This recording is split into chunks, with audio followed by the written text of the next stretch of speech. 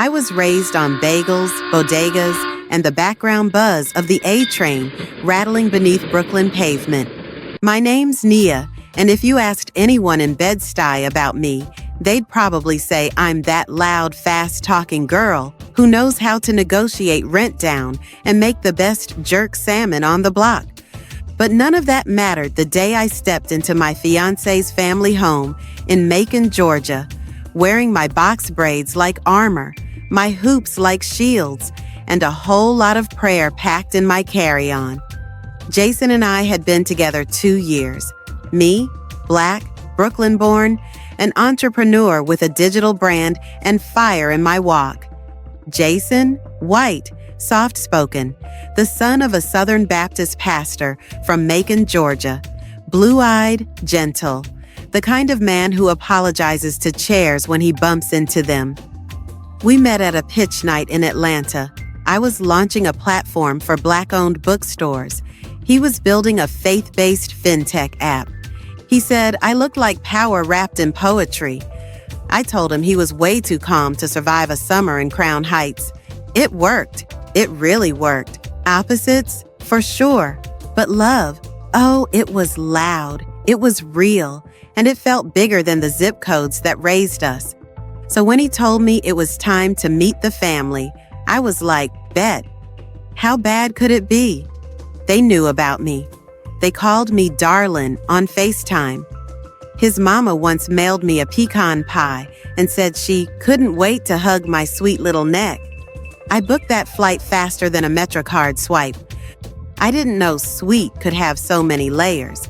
We landed on a Friday afternoon in late July. The air was thick enough to chew and smelled like magnolia trees and grill smoke. His parents lived in a colonial-style house with a porch that wrapped around like it was trying to protect the whole block. I remember stepping out of the car and catching the way his mama's smile froze when she saw me in person, like her screen had glitched. She recovered fast, hugged me hard, too hard, like she was trying to smother something down. Then came the line I'd never forget. Oh my, you're even more urban than I imagined. So stylish. Urban? Jason squeezed my hand so tight it turned into a silent apology. His father, Pastor Gene, stood on the porch like some kind of relic. Tall, slow-moving, with a voice like molasses and a handshake that could crush bone. He didn't say much, just looked me up and down like I was a riddle he didn't feel like solving. We stepped inside and it hit me. Every single photo, every graduation, every Christmas, every Easter Sunday. Everyone in them looked like they came from the same dusty corner of a history book, white, smiling, and very much not ready for the girl from Brooklyn with fire in her walk. Dinner was already laid out. Sweet tea in mason jars, fried catfish, collard greens, cornbread, the whole Southern hospitality starter pack.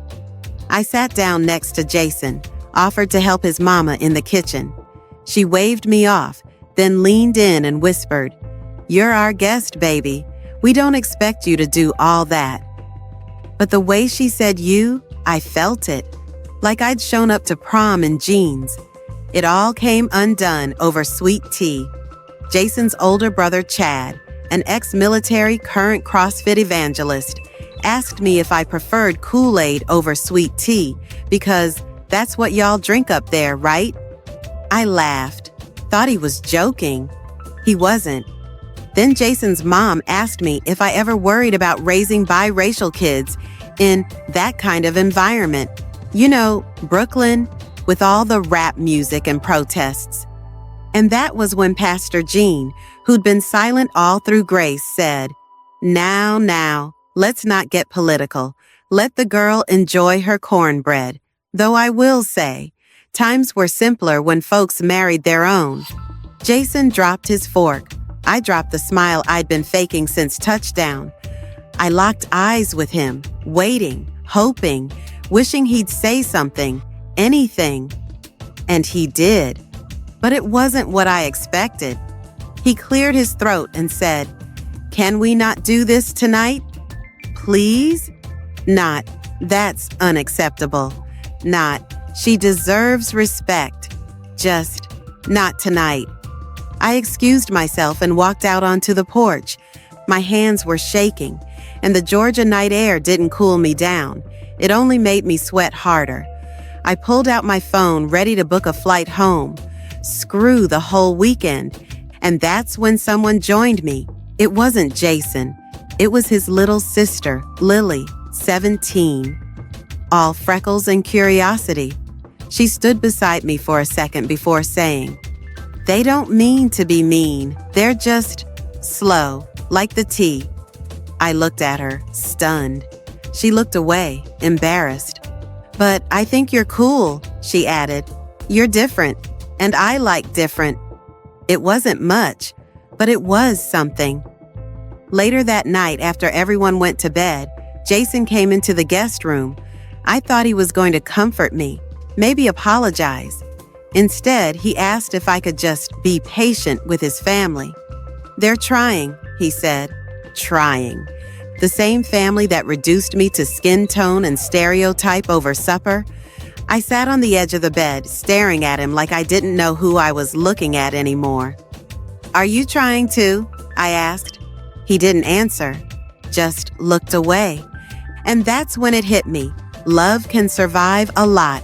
Distance, struggle, even cultural gaps. But silence will starve it to death.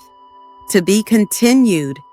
Because the next morning, let's just say a family prayer turned into a war zone, and someone got baptized in sweet tea.